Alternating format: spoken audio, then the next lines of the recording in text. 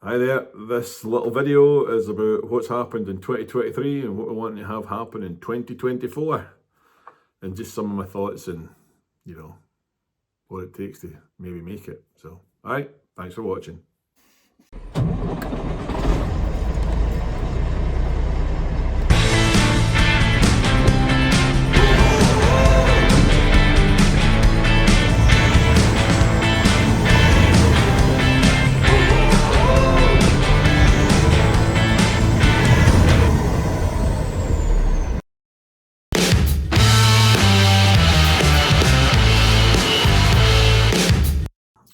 Hello there, Tommy here. I'd just like to finish the year off with a video. By the way, it's Merry Christmas to you, and I hope this next year is a whole heck of a lot better than last year, the one that we're in. I think our greatest accomplishment this year is that we're still in business at the end of the year. It's not been good, eh? Anybody that's in it. I think if you get beat and ended up out of business this year, all my sympathies towards you. It was not an easy year. You have to use every bit of experience that you've got, the cunning that you've got, everything to try and keep afloat, not to try and build a company, just to keep the doors open. So, it's that's our accomplishment. We're still here. I hate to say that because I'm always quite an optimistic, expanding, let's do this type of person, and the fact that we're still here, it's just by kind of battening down the hatches, as they say, and plugging on through it. Probably the single best thing that we did this year was get out of the Cummins, the pack car engines, and get into the Freightliner with the DD15 in them. Automatics, we've got 10 of them, and they have been, we'd started this company off with one old truck, and to be honest with you, I've got started refurbishing it at the end of last year and just quit doing it because at the time when we started, the rates were really good and truck prices were high, and I thought, well, let's put that old thing back on the road. I've got a Cat engine for it that's ready to get put into it. I've got the hood away getting painted, and I've put a hold on everything. I did work on the frame myself in one of the videos, if you could see that, during the summer. Did the brakes on it myself, put tyres on it, and the chassis is really ready to go. It needs a carpet, a couple of driver and passenger seat, some things done to the inside of it, the new hood put on it, and the engine thrown in it. But I'm probably going to be 25-30 grand to do that. What's the point?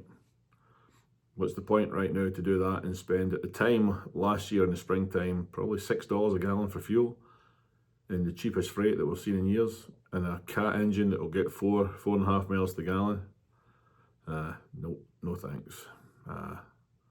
Couldn't do that. So, but the Freightliners that we got, 7 to 8 miles to the gallon, reliability is fantastic. Can't fault them. They're not the freight shakers of old, let me tell you. Their technology is way out there. We've got a couple of older Volvos, but we've got over-the-road trucks. We've got one that every time somebody says, hey, this Volvo's got this happening, I just think, oh, here we go. You know why? There's nothing wrong with the Volvo product.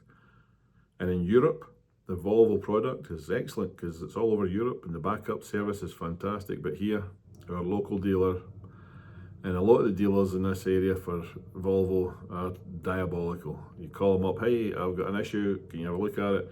Hey, it'll be 3 days before we can even look at it. The Freightliner dealer here in town, you call them up, they've got a diagnostic lane, and because we bought our trucks from them, instead of charging us the $180 an hour, we get it for $125. So can't fault that. An overhead, a valve adjustment is $400 flat rate. An oil change is maybe $450. We can't buy the oil and do that for that price, So, but when it's in there, get an oil change.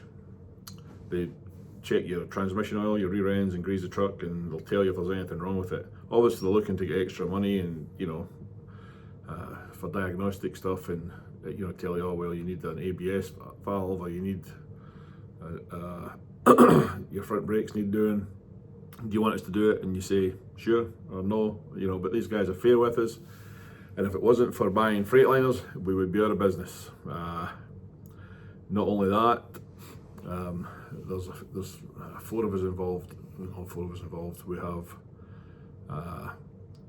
my daughter, 2 sons, and an investor that are in the company with us. And my daughter's got her bachelor's degree. My youngest son's just about finished his MBA business degree. The oldest one's finishing his business degree and law degree this spring.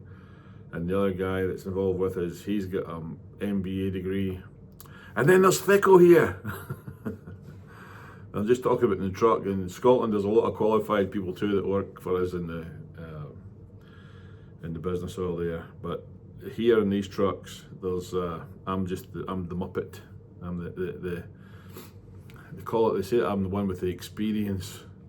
I think it's just a way of trying to, I've got the booby prize when it comes to intelligence and qualifications. So, but we've been fortunate to have those guys working with us and giving us a lot of good advice, and we've got a really good, tight office team. And we've got a great dispatcher, and I would have to say though, single-handedly, our drivers, they're second to none. And I don't just say this as I know we're a family, come work with our family and all that. I'm not an advocate of that type of thing, but the people that do work for us enjoy it. We don't lose many.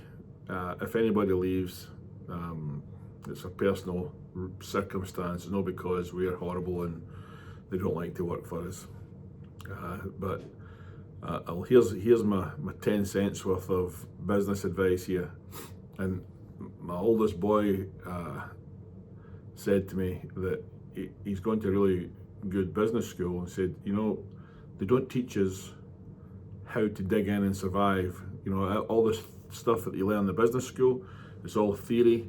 When things are going well, when you've got money to invest and how to invest it and how to structure companies and all that, they don't teach him. And he went to his professor and said, hey, why don't you guys teach anything about how to, when things go wrong and the market changes and your overheads are higher, all of a sudden your assets are depreciating very quickly, and the rates that you're getting, you can't sit here and say, I'm only going to run for $4 a mile. Well, you'd never move, So you have to there's very few variables in the equation of running a trucking company. Fuel is what it is generally. Rates are what they are generally. Yeah, you can be creative in what you get and how you work and what you run and what equipment you use, but you can't really do a lot about increasing the rates or decreasing the fuel. So, but if I was to give my tuppence worth about how to stay in business when things get tough, I'll tell you what it is, and I've stuck with this all my life, and it's relationships. You have to cultivate relationships. Our repair partners, if you like, the people that we have fix our trucks, we have a great arrangement with that. Jeff takes care of some of our old stuff that I've known Jeff since I was about 26. We've always done bits and pieces. We share a yard here in town. The newer stuff, that's the warranty stuff and the Freightliner side of things. For the over-the-road trucks, we've got that deal there with them that saves us $50 an hour in labour. If there's a truck coming off the road, our downtime is minimal with working with those guys, so we have a great relationship there. We deal with, and it's part of the Premier Truck Group. To give you an example, we've got a truck that lost a fuel pump, a high pressure fuel pump, and it puts, apparently it happens from time to time, and when those go, you've got about 2 seconds to get the thing stopped, but it still spins and you get metal shards throughout the fuel system, so it has to be taken apart, new pump on, system cleaned. Well, we're getting a 20% discount in Oklahoma City because we've got the relationship with these guys here who vouched for us and got us a discounted rate over there. So, you know, that's saving us $45 an hour when they're working on that truck. And you can't, that's $45 that goes straight onto your profit. You know, it's not off your top line, it's off your bottom line. Our trailer people here, Total Trailer in Idaho Falls, every trailer except for one I bought from them. Their maintenance stuff is fabulous. We got an incredible rate with them. I was one of their first customers in their workshop, and so I know if I called them up tomorrow, they'd put me at the front of the line and get our trailers in there, so we don't have to have a lot of spare equipment. So that's helped us. We're fuel card people. I've been with them, the same people, for 4.5 years now. I'll never change because we get a discount. It's not the massive discounts, but let me tell you, if there's a week where you've not been paid, we do a lot of work now that isn't through the normal channels. It's the private clients that we have. And if there's a week that the guy who signs the checks hasn't been in, you know, I can call him up and say, hey, got to catch you next week. And having that facility for all this year has been invaluable. And that's just relationships. The relationship you have with your drivers, the relationships you have with your service people, your staff. That's all that I think that helps you stay in business, really. We've got good insurance partners now. They're helping us get our safety score really compliant. Our hours of service right now is 99.91% compliant, you know, so I didn't think I'd ever be able to say that in my entire life, but all that stuff goes towards getting cheaper insurance and keeping your overheads as low as possible. We've moved into doing flatbed work this year, which has been a really good avenue for us to pursue.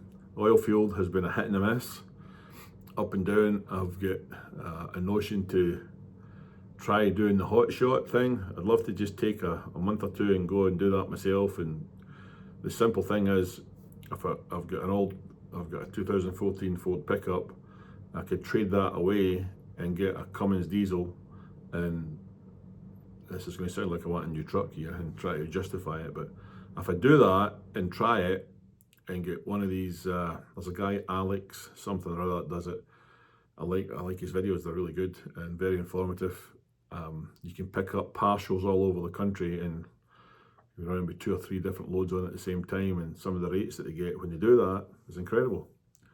Plus your fuel savings are huge. And anyway, I fancy taking a month or two to kind of pilot that and try it and see if it doesn't work. I'll sell the freaking trailer and I'll have a nice new pickup. No brand new, but you know, it'll be a Cummins diesel thing that I'd like, you know. So that's just a kind of thing I'd like to look at. We will be back in the oil field probably in the springtime, but we decided that we were getting stretched too far. In order to go into the oil field, we took some of our guys off of the reefers and went into the oil field with them, and you know, it was a bit of a stretch, and so we decided to consolidate a little bit and get back over the road and staff up all over the road trucks. I've hired a few decent drivers this year. That's been a good thing. At the start of the year, we're going to try, we've got a guy at the dispatcher that's got a lot of contacts for freight, so we're going to have a little go at a freight brokerage. So it seems that when the trucks are not making much money, the freight brokers are. And when the freight brokers aren't making money, the trucks are making money. So, you know, it'd be nice to be able to even that out a little bit. Probably like to try and add a couple of, maybe 4 trucks before the summer, and it'd be really nice when it comes to the autumn time if we could either add to or replace some of the trucks that we've got. They're going to be, by that time, by the autumn, they'll be getting up around the 600,000 mile mark, and I just don't want to get into the position where a transmission has got 750,000 mile warranty on it, and so have the rear ends. The engine, you know, we've got that many of them that we're just playing the lottery on them, thinking that if one goes, we'll fix the engine on it.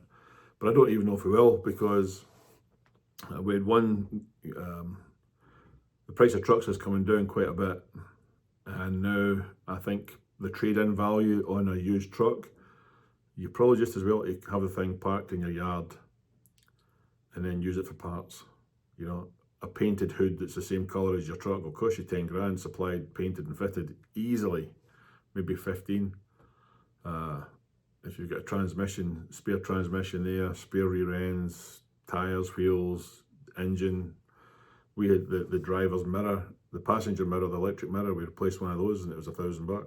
You know, so all these things, if you trade the thing away and get 20 grand for it, you know, what are you doing? You know, you're giving away all your parts there for not a lot of money. So we would either put those into the oil field or keep them for parts maybe, I don't know. But it'd be nice to be able to buy a new truck. Never had a new truck before.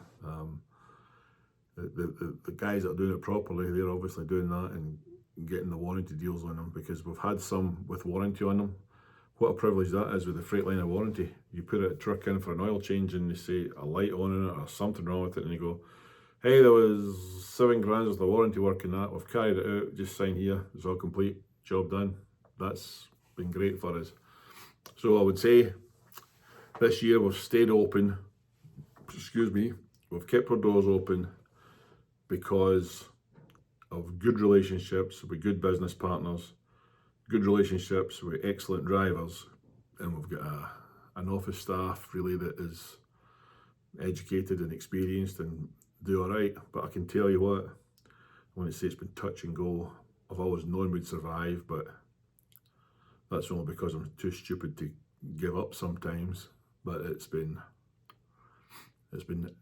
a deathly difficult daily battle. You know, I check the bank. First thing I do, open my eyes, my phone's lying beside the pillow. I check the bank, I check the tracking system that we have, and you know, check emails that quickly. Just it's been tough juggling things, and you know, paying repairs and having accounts with your repair companies has been a great thing for us. You know, if you've got a big bill to pay and you don't have the cash on hand at the minute, it's great to have that account facility, and then you've got, you know, 4 or 5 weeks to think, right, okay, we've got to cut everything down because that's bill's going to be coming in, rather than, hey, you can't get the truck back because you don't have the money to pay for it. Been in that position years before, and that's not fun. So, but all that comes through relationships we have with the drivers. We've helped drivers move. We've helped them with Christmas, we've helped them with their bills, we've helped them and they've helped us. Don't think for 1 minute that we're doing all that and nobody's returning any good favours. We've got, every driver we have is a really decent human being that I would like to hang out with, and I love to see them progressing. So a couple of them have moved to Idaho Falls and relocated here, but having the good relationships with your drivers, that they don't leave when you've got trucks sitting, is a good thing. Having these business partners that you associate with and rely on, and they rely on you, it's a two-way street, you know. But having those is a great thing. And we've got a few private clients now that we're hauling for, that helps when you don't have to go through a broker. So, but our plans for the next year are to still stay in business. That's the ultimate plan. I found myself this year having to pull myself back from wanting to go do more, because when it's in a difficult market, you just need to stretch into the next thing, make a mistake, and you've got nothing left, no reserves, and you're humped. So that's the non-business school technical term for it. So, but with start of the year, we're going to have a go. We've got a brokerage that we're going to do. We've got this little investment thing that will help us put some trucks on, probably before the end of April. Well, we should hopefully have maybe 4 more. The old ones that were in the oil field, we've DOT'd them and repaired them and got them to a good state where they could run over the road. The only trouble is, we've got a Freightliner 60 series that will get 5.5 miles to the gallon. It's getting to the stage now where we could put that on, pull on a flatbed and probably make some money with it, but going to Florida and back with the spuds, you have to be pushing 7 miles to the gallon to make money. But brokerage at the start, maybe add some more trucks, and then in the springtime, take the remaining older trucks that we've got, they're just lying there doing nothing, you know, take them down to the oil field, and then just see where it goes from there. Sometime in the first 6 months, I'd like to, you know, swap out the old F-150, the grocery getter, and get a 3/4 ton or 1 ton Dodge Cummins diesel, you know, maybe something that's got about 80,000 miles on it. One of my subscribers, Robbie's given me a cracking bit of information on that, and I thank you for that, and I need to have a look at it more closely and make a plan out kind of based on some of that good information you give me. But that's where we'd like to be, I think, and still be in business at the end of this 2024. That's the plan. Hopefully we can make it happen. Hopefully we can help our drivers get into better accommodations, get ready for retiring, some of them. Maybe give them more part-time work when they're doing that, and just keep a hold of the people we've got, help their lives get better, help them, you know. I'll tell you, Paul that drives for us, just on a quick note on that, he's met somebody, got into a relationship, and he's gotten custody of his 9-year-old son, and the lady he's with has got 2 kids, and Paul's gone from living in his truck, like I did years ago, to having a nice apartment just north of town here, and he was off for Christmas for a week this year and went to San Diego and met his new in-laws, really. And I spoke to him a day when he was coming up the freeway from San Diego to come back to work tomorrow, and I could hear 3 kids in the back, and I could hear his lady talking to the kids, and I thought, you know what, fair play. Guy works hard, he's done his bit, he's done his thing, and I like to see that. I like to see the guys progressing and getting their pickups or their guns or whatever it is they do, and be a part of their progression. You know, a couple of other guys are doing well, are still doing well. One of them's going to go off and get married here pretty quick, I think, and I'm really pleased for him. He's been with us for a while, and it's great to see that, great to be part of that. And that means a lot to me, that I'm part of that and part of them and they're part of us. And it's, to coin the phrase, come to our family. I'd rather they would come to our company, because, you know, sometimes our family's a bit dysfunctional, but it's no, I take that back. But no, I'm proud of what we have and proud of the guys. We haven't made any money this year. We've lost money, if anything. We've put miles in the trucks, and stayed afloat. That's it. Hopefully better things are ahead, as the Kinks say. I hope tomorrow you'll find better things. I hope we do as well. So best of luck to you this year coming.